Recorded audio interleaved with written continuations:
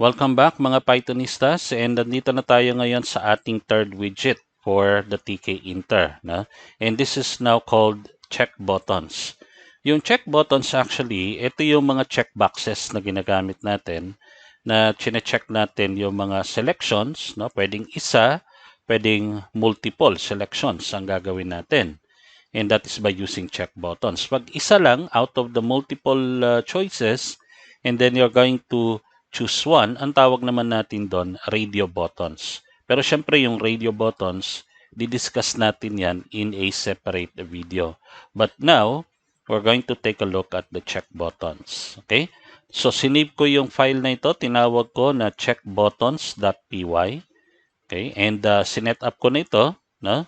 So, nag-import na ako from the Tkinter na module. In-import ko na lahat. And then also yung TTK. And then, gumawa na rin ako ng main window natin. At tinawag ko yung variable na root equal to TK. I have the title, check buttons. And I have the geometry here na 300 by 400 yung width at saka yung height niya para hindi na tayo mahirapang mag-resize. Okay? Okay, and then of course, may main loop method tayo dun sa dulo para makita natin yung ating window. So pag sinave natin ito and then nirun natin, makikita natin itong window natin ng pangalan ay check buttons. And syempre, dito natin makikita sa loob ng window natin yung gagawin nating check buttons. Okay? So close ko muna ito and let us now create our check button. I will have here a variable, tinawag ko lang na check button. Medyo shortcut ko na ng konti, no? chkbtn, check button. And then, gagamit tayo ng ttk, no? Katulad ng mga nakarang ginawa natin. But of course, we're going to use the check button class here. Okay? Now, take note na capitalize, no? Yung first letter natin. And then the rest are small letters. And of course, it will be followed by open and close parentheses. And then, ang gagawin natin, we're going to pass in the main window, which is, we called it root, no? Dito sa ginawa natin. And lalagyan natin siya ng text. So, sabihin natin yung text niya ay Toyota. Sabihin natin, we will be talking about cars here. Alright? And then, the next thing we're going to do is we're going to configure yung kanyang variable, yung variable na gagamitin natin. No? So, the variable will be equal to, let us say, car. Now, yung car, hindi pa natin to nagagawa. No? And later on, gagawin natin. Actually, ngayon na natin gawin. Let's put it here sa ibabaw. And that will be car. That is only a variable. But it will be an object of what we call the, sabihin natin ito ay string var. Yan, open and close parentheses. Ano tong string var na ito, sir? Itong string var na ito is actually, paraan ito, or this is a variable, no? This is a class variable na it contains string from the name itself, no? String. At meron ito actually apat, no? Ano yung apat na yon? Apat na yon, we have the string var, and then the other one is the int var, okay? The other one is the boolean var. Yan. Var, and then of course the other one is the double var.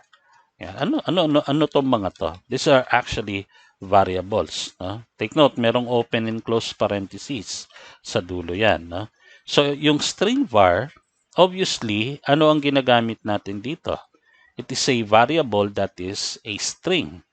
This is actually a class na yung mga methods niya ang gagamitin natin para makuha natin yung mga variable. And this is the object of this class.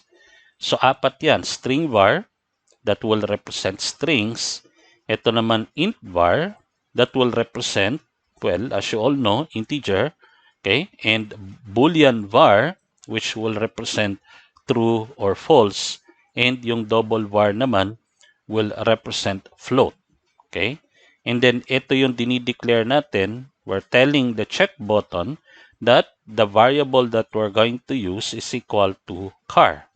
At yung car na yon will use the class string var.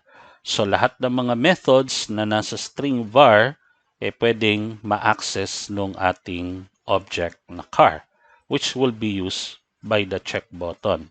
Now, hindi ba sir pwede na regular Python variable ang gagamitin natin? Well, hindi. Kasi ang pinag-uusapan natin kasi dito mga widgets. Okay? Widgets, ito yung mga dinidisplay natin sa window natin. No? Like yung label, yung button, and this time, we have the check buttons. So, ito yung mga variables na ginagamit whenever we use this type of widgets like yung check buttons, also yung radio buttons na pag-uusapan natin sa susunod. Okay? So, we are using here the string var, which will be used by our check button. No? Check button yan yung class na yan. No? And then, kapag halimbawa, yung check button natin ay naka-check, may value yon. Ang tawag natin doon ay on value. Ano yung gusto mong ilagay na value kapag yung button, yung check button ay naka-check? So, halimbawa, sabihin natin dito na I love Toyota. Yan. Okay? Paano kung ang check button mo ay naka-uncheck naman? Ano ang gusto mong ilagay? Pwede mong ilagay yan using this option na off value, this keyword na off value is equal to, sabihin natin, no Toyota. Toyota, hindi Toyoya. Okay? Okay, and that's it. No? Ibig sabihin nito, ganito, no? Yung on value, makukuha natin yung I love Toyota kapag yung check button ay naka-check. We call it on value. Pag naka-uncheck naman, ang tawag ay off value and this will be its value if it is unchecked. Okay? And then of course, para makita natin sa screen yan, we're going to say here, check button dot pack. Okay? We're going to use the pack geometry manager. Alright? So save natin ngayon yan. Okay, hindi yan yung output. Save natin at i-run natin yan. And ito yung makikita natin na output niya. At ito yung check button natin. Nakalagay Toyota. No? So pag check natin yan, and i-uncheck, pwede. Tama? Pero, teka muna, sir, parang wala namang lumalabas Yes, wala naman talagang lumalabas pa sa ngayon. Di ba? Pero syempre, lalagyan natin ng functionality yan. And meron tayong option kung paano natin lalagyan ng functionality. Anong gusto mo? Gusto mo ba pag check mo, makikita mo na kagad yung output? Or pwede rin na maglalagay tayo ng button that whenever we click the button, ay makukuha natin yung gusto natin maging output dito. Now, we have two options. Unahin natin yung unang option na kapag click or chinek or in-uncheck, ay makikita natin yung output. How do we do that? Close ko muna ito. No? Ang gagawin natin is we're going to actually the check button, like the button widget, meron siyang tinatawag na command option. Naalala niyo yung command option? Yung command option, ginagamit ito para tawagin yung function na gagawin niya.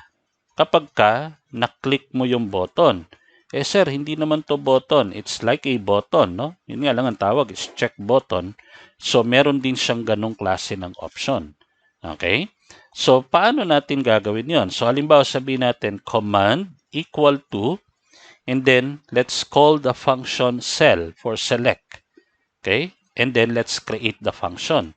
Lagay natin dito sa pinakaibabaw. Pwede rin after the car, pero mas maganda kung dito natin lalagay. So, cell, for example, open and close parentheses, colon, and then sabihin natin selection, okay, is equal to, sabihin mo, selected. Yan, colon, okay. Tapos, i-add natin ngayon, ito na yung importansya, no? Nung car equal to string var. Kasi itong car na ito, since gumamit tayo ng string var na class, no? The car now has an access to its method. Ano yung isang method na meron itong string var na ito? Ang isang method nito ay yung tinatawag na get. Okay? The get method. Nakuha po ba yan? So, ibig sabihin, kapag ka-clinic ko yung check button natin, tatawagin niya yung cell na function. At ano sabi doon sa cell na function? You will have this selection equal to selected plus car.get. And actually, pwede nating ilagay yan sa isang label. Nakuha? At doon sa label, we will configure its text which is equal to selection. Malinaw po ba yan? Teka muna, sir. Wala naman tayong label. O di, gumawa tayo. Saan natin lalagay yung label? Dito sa baba. Tama? Label. That is actually a variable. Pero, syempre, gagamitin natin ay yung label na class. Okay? Na root, yung pupuntahan niya, at yung kanyang, hindi na natin lalagyan ng text. Bakit? Kasi, ito na yung ilalabas niya eh. Ito, label.config text equals selection. Nakuha? Okay, and the next thing we're going to do, if you want to see that on your GUI, on your window, you have to say pack for the pack geometry manager. Malinaw? Okay, so ngayon, save na natin. Tapos, run natin ngayon. Okay, ito nakikita natin. Tama? Pagka-clinic ko ito, notice may lumabas. Nakalagay, selected, I love Toyota. Pero pagka in-uncheck ko, nakalagay, no Toyota. Pagka-check ko ulit, I love Toyota. Okay? So, pwede yun. No? Pwede natin gamitin yung command na option doon sa check button because check button, sabi ko nga kanina, works like a regular button. Okay? So, ayun na. Okay na. Masaya na tayo rito. No? Pero pwede pa rin natin itong dagdagan. No? Bakit? Kasi sabi natin, ang check button, minsan, 2, 3, pwede mong piliin yung isa, pwede mo ring piliin yung 2. Tama? Okay. So, halimbawa ganito. Gawin natin itong check button 1. Okay? That will be check button 1. And then, maglalagay tayo syempre ng check button 2. But take note na ang variable na ginagamit ni check button 1 ay equal to car. So, gagawin ko rin ito na car 1. Nakuha po ba yan? Okay. So, tandaan po natin yan ha. And then, ka-copy-paste ko ngayon to. Yan. Yan ang kagandahan ng copy-paste. Diba? Sino man naka-invento niyan, salamat sa iyo na invento mo ang copy-paste. And lalagyan ko ngayon ito ng check button, but this is of course check button 2 na. And then you have now here, instead of car 1, lalagay natin car 2. And then of course, dito sa taas, yung car 1 natin, instead na car 1 lang, maglalagay tayo ng pangalawang car. Tawagin natin na car 2. So, car2 is also a string var. Nakuha? Okay. Pero syempre, hindi na to Toyota. Tama? O, sabihin natin, halimbawa naman, ay Ford. Yan. So, sabihin natin, instead na I love Toyota, sabihin natin, go Ford. Yan. Tapos sabihin natin dito, no Ford. Okay? Alright. Okay. Pagkatapos, ang mangyayari, dito naman sa ating kasi take note ha, dito sa ating check button 2, meron din tayong command that is calling the cell. Okay? Yung cell is actually the function we have defined here. Tapos sabi rito, selection is equal to selected and then plus car.get. Okay? And then ilagay natin doon sa label. Correct? Pero pwede rin nating idagdag dito, halimbawa, sabihin natin, ganito, no? Yan. Tapos, plus, car. Actually, this should be car 2 and this should be car 1. Tama? Okay. Tapos, sabihin natin, car2.get. Open and close parentheses. Okay? And then, dun pa rin ilalagay sa label. Malinaw po ba yun? Okay. So, yung label natin, isa lang din. Walang problema yan kasi ito lang din naman yung paglalagyan niya. Okay, ito lang din yung i-config niya. Pero sinama lang natin dito yung car2.get. Okay?